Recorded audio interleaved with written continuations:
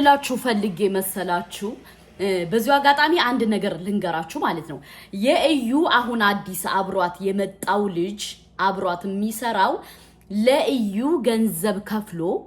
ገንዘብ ከፍሎ የመጣ ልጅ እንጂ እንትን አይደለም። ኦር እኔ እንትን ማለት ጀስት ምን እንደሆነ ታውቃላችሁ? ወንድሟ ፋሚሊዋ ምናምን አይደለም። ለእዩ ገንዘብ ከፍሎ ከእዩ ጋር የተወሰነ ጊዜ ቆይቶ የተወሰነ ዋሽተው አጭበርብረው ልክ እንደለመዱት እዩ መቼም ውሸታም ናት ታውቃላችሁ። ዋሽታ አጭበርብራ ምን ብላ ያልሆነ ነገር ያልሆነ አጀንዳ ሰጥታ እሱ ደግሞ ኢቲው ከፍቶ ይመጣል። ጠብቁ ማለት ነው። ገባችሁ? ለምን ካላችሁ እያንዳንዱ እዩ የምታረገው ነገር በጥቅምና በጥቅም ነው የምትሄደው። ለምን ካላችሁ ምሳሌ ቢኒ ልንገራችሁ። ቢኒ ለእዩ ረብጣ ብር ከፍሎ ነው የፈመሰው። ለእዩ ጋር ለመስራት ገንዘብ ከፍሎ ነው የመጣው። ገባችሁ? ገንዘብ ከፍሎ ለምንድነው ገንዘብ የሚከፍለው መሰላችሁ? ለምንድነው እሷ ገንዘብ የምትቀበለው? ወይም አንድ ሰው ከሷ ጋር ሊሰራ ሊፈምስ ከፈለገ ለምንድነው ገንዘብ የሚከፍለው? እሷ ኑሮዋን አመቻችታ አዲስ አበባ መታ የሃይሚንና የብሩኬን ህይወት ለማመሰቃቀል ትፈልጋለች። ገባችሁ? ትፈልጋለች። ለዛ ደግሞ ግዴታ ገንዘብ ያስፈልጋታል። በዚህ የመዳም ቅመሞች ያዋጡላታል። በዛ ደግሞ እንደዛ ብላ ትቀበላለች። እያንዳንዱ ዩቲዩበር ከሷ ጋር ከእዩ ጋር የሚሰራው ገንዘብ ከፍሏት ነው። ገባችሁ? ገንዘብ ይከፍላታል። ከዛ በኋላ 2 3 4 5 ቪዲዮ ይሰራል። ከዛ በኋላ እሱ ደግሞ የራሱን ቻናል ከፍቶ ይመጣል። እናንተ ስሜታዊ ትሆናላችሁ፣ ሰብስክራይብ ታደርጋላችሁ። ማን ነው እየተጎዳ ያለው ከዚህ ጋር? እሷ ራሷን እየጠቀመች ሃይሚንና ብሩኬን ለማለያየት ጉልበት እንድታገኝ ያመጣችሁ ሲስተም ነው። ገባችሁ? ሲስተሙ ይሄ ነው። ተሉ ብላችሁ ሰውን አምናችሁ ወይኔ የልጅ እናት ናት፣ ወይኔ እንደዚህ ናት። ኦፍ ኮርስ የልጅ እናት ናት። የልጅ እናት ብትሆንም እኮ እኛ የጠላናት እኮ በሴትነቱ አይደለም።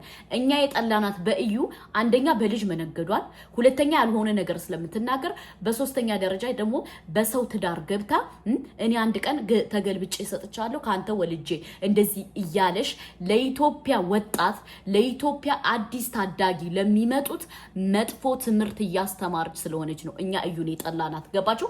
የምትሰጠው ነገር ህዝብን የሚጎዳ እንጂ ህዝብን የሚጠቅም አይደለም። በተለይ ወጣት ውሸታም እንዲሆን፣ አጭበርባሪ እንዲሆን፣ ሌባ እንዲሆን፣ እንደዚህ ቀማኛ እንዲሆን፣ ሀለሌ እንዲሆን አንዲት ሴት ልጅ ወታ ወልዳ መታ ኖርማል እንዲሆን ዝሙትን እያስፋፋች ነው ያለችው። እዩ ማለት ዝሙተኛ ሴት ናት እያልኳችሁ ነው በተዘዋዋሪ።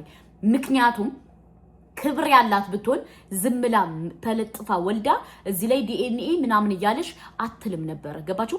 አንዳንዴ ትምህርት የሚሰጥ ዩቲዩበር ማን ነው፣ ህዝብን የሚያጠፋ ማን ነው ብላችሁ ማሰብ አለባችሁ። እኔ በጣም ከገረመኝ ነገር ደግሞ ምን እንደሆነ ታውቃላችሁ? ቅልቦች ሶሻል ሚዲያ ላይ እንሰራለን ትላላችሁ፣ ትውልድ እንዳይጠፋ ትላላችሁ፣ ትውልድ እንደዚህ እንዳይል ትላላችሁ። ትውልድ ግን እየጠፋ ነው። ገባችሁ? ለምን ካላችሁ እዩ የምትሰራው ነገር በጣም የተጨማለቀ በጣም የወረደ ዝሙትን የሚያስፋፋ አንዲት ሴት ልጅ ከውጭ ወጣ ኖርማል ወልዳ ዲቃላ ከቤት ይዛ እንድትመጣ ገባችሁ? በኢትዮጵያ እንዲለመድ እያስፋፋች ያለች ልጅ ነች። የምትሰራው ስራ እናቴ ዝሙት። ገባችሁ? ስለዚህ ለእዩ ያልሆነ ህግ የለም ማለት ነው ኢትዮጵያ። እዩን እናንተ አስራችሁ 1 ወር 2 ወር በስብሳ ካልወጣች እዩ እውነትም ኢትዮጵያ ላይ ህግ የለም። ለምን? እያስፋፋች ያለችው ወጣትን እየበከለች ያለች ልጅ ናት። ገባችሁ? ወጣትን በውሸት ነገር ወጣት እየተበከለ ነው ያለው። ስለዚህ እኔ የምለው በጣም ግርም የምትሉት እኮ እነ ሊያሾ እነዛ አላችሁ መሰለን ሶሻል ሚዲያ ላይ። ሊያሾ ምሳሌ አንዳንዴ እውነት ነው የምታወራው። እሷ የሆነ ነገር ስል ያስፈራሯታል። ምን ነው ህጉ ለእዩ አልሰራም? ትውልድን እየበከለች አለችው፣ ትውልድን እያበላሸሽ አለችው፣ ትውልድን እያጠፋች አለችው። እሷ ብቻ አይደለችም ባይዘወይ እንትኖም እያጠፋ ነው። አብርሽ ኢቲዩ እያጠፋ ነው። ለምን? በሴት ላይ እንዴት እየቀለደ እንደሆነ በሴት ላይ ባይዘወይ በሴት ላይ እየቀለደ ሴቶችን ጥባጥቤ እየተጫወተ ሴቶችን ምንም ማታመጡ እያለ እንግዲህ እሱን አይታችሁታል። እዩና አብርሽ የሚያመሳስላቸው ነገር አለ። እዩ በወንድ ልጅ ነው የምትቀልድ፣ ስቴፕ ባይ ስቴፕ ዝሙት እንዲለመድ፣ ዝሙት ያልሆነ ነገር እንዲሆን፣ ዝሙት በቃ ኢትዮጵያ ላይ ኖርማል እንዲደረግ እያደረገች ነው ያለችው። በሴቱ ዝሙተኛ ማናት? እዩ ናት። በወንዱ ደግሞ አብርሽ ነው። ገባችሁ? ራሱን ከፍ ከፍ እያደረገ በሴት ልጅ እየነቀደ በሴት ልጅ እየበላ ያለ ዩቲዩበር ማለት አብርሽ ነው። ለምን የኢትዮጵያ መንግስት ዝም እንዳለ እኔ በጣም ነው የሚገርመኝ። እናቴን ትውልድ እያጠፉ ያሉ ዩቲዩበሮች ናቸው። ገባችሁ? ምክንያቱም ገንዘብ እንጂ ጭንቅላት የላቸው። ገንዘብ እንጂ በሴት ልጅ ጥባጥቤ በሴት ልጅ ነገር በሴት ልጅ እንትን እየሰሩት ያለ አግባብ አይደለም። ኖት ፌር አይደለም።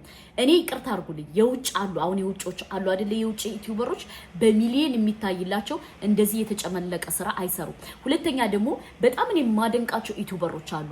ጄስት ባልና ሚስቱ ነው እስካሁን ከ10 ዓመት በላይ የምከታተላቸው ዩቲዩበሮች አሉ።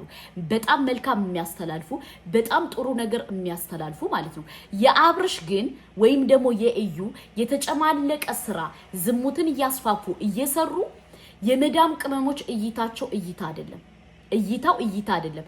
ባይዘወይ መጥፎ ስራ ሲሰሩ እያያችሁ የምታበረታቱ ኦዲየንሶችም ችግር አለባችሁ። ገባችሁ? ኦዲየንሱም ችግር አለ። በሴት ልጅ እየቀለደ በሴት ልጅ ሴትን አቢዩዝ እያደረገ ከሴት ላይ ሴት እየደረበ ከሴት ላይ ሴት እንትን እያለ እየመጣ እናንተ ዝም ብላችሁ ተቀብላችሁ ታጨበጭባላችሁ።